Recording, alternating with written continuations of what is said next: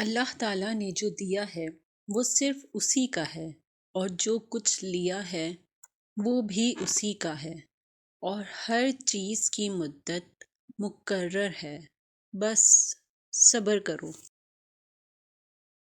اپنی ذات کو سمندر کی طرح بناؤ جو اپنے اندر بہت کچھ لینے کے باوجود بھی اوپر سے بالکل پرسکون ہوتا ہے۔ جن لوگوں کے حصے میں رب آ جائے انہیں دنیا اور لوگوں سے کوئی شکوہ نہیں رہتا۔ صبر کا دامن ہاتھ سے نہ چھوڑو، کیونکہ ہر کام آسان ہونے سے پہلے مشکل ہوتا ہے۔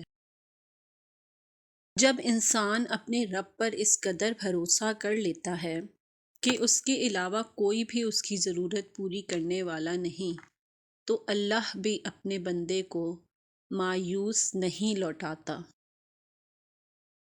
صبر کا گھونٹ دوسروں کو پلانا آسان ہے، لیکن خود پیتے ہوئے پتہ چلتا ہے کہ ایک ایک قطرہ پینا کتنا مشکل ہے۔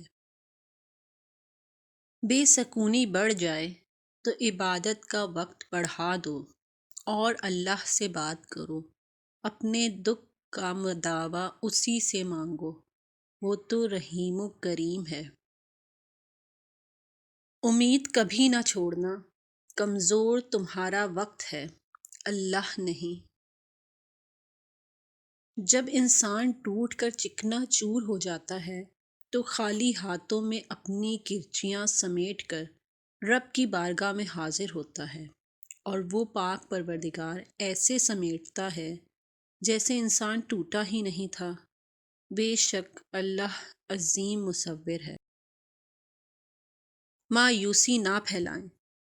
قرآن ایمان والوں کو بار بار پکارتا ہے، نا امید نہ ہو، کمزور نہ پڑو، غمگین نہ ہو، مایوس نہ ہو۔ لہٰذا مایوسی اور نا امیدی سے بچیں، امید اور اطمینان کی کرنیں روشن کریں۔